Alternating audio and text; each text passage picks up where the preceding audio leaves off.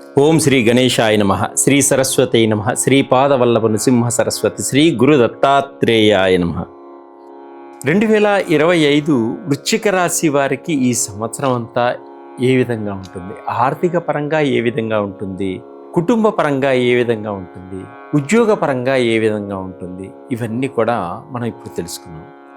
విశాఖ నక్షత్రం 4వ పాదంలో జన్మించిన వారికి, మీ పేరులో మొదటి అక్షరం తో అనే అక్షరంగా కలవారికి, అనురాధ నక్షత్రం 1, 2, 3, 4 పాదంలో జన్మించిన వారికి, మీ పేరులో మొదటి అక్షరం నా, నీ, ను, నే అనే అక్షరం కలవారికి, అలాగే జ్యేష్ఠ నక్షత్రం 1, 2, 3, 4 పాదంలో జన్మించిన వారికి, మీ పేరులో మొదటి అక్షరం నో, యా, ఈ, యు అనే అక్షరములు కలవారికి ఈ వృశ్చిక రాశి యొక్క ఫలితాలన్నీ కూడా వర్తిస్తాయి.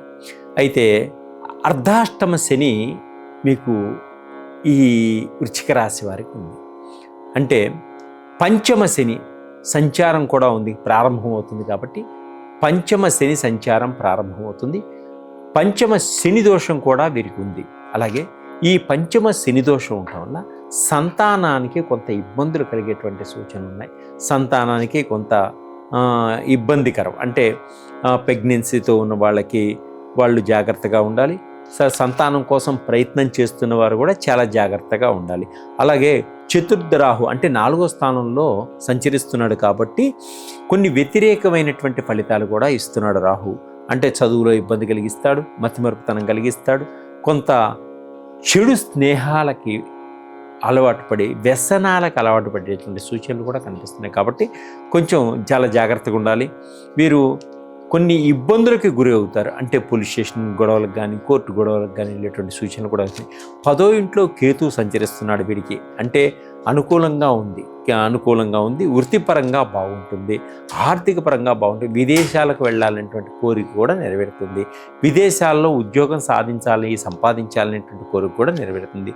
8వ ఇంట్లో గురువు మారుతున్నాడు, అంటే అష్టమ గురు దోషం 15వ తారీఖు తర్వాతే ఉంటుంది. అంటే గురువు మారిపోవడం వల్ల ఖర్చులు ఎక్కువగా ఉంటాయి. తర్వాత 15వ తేదీ తర్వాత ఆవుకి కొంచెం శనగలు పెట్టండి.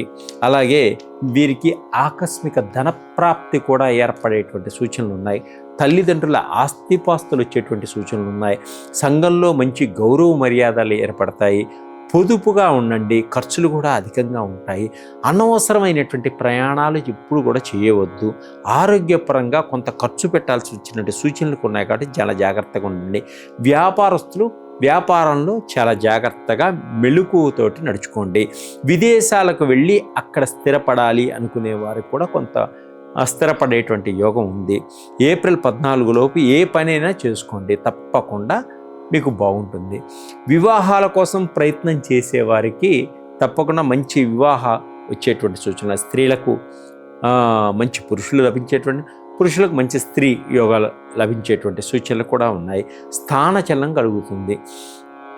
సినిమా రంగంలో ఉన్నవారు కొంత జాగ్రత్తగా ఉండండి, కొన్ని ప్రమాదాలు ఏర్పడేటువంటి సూచనలు కనిపిస్తున్నాయి. చిరు వ్యాపారస్తులకు అద్భుతంగా ఉంటుంది, మంచి లాభదాయకంగా ఉంటుంది.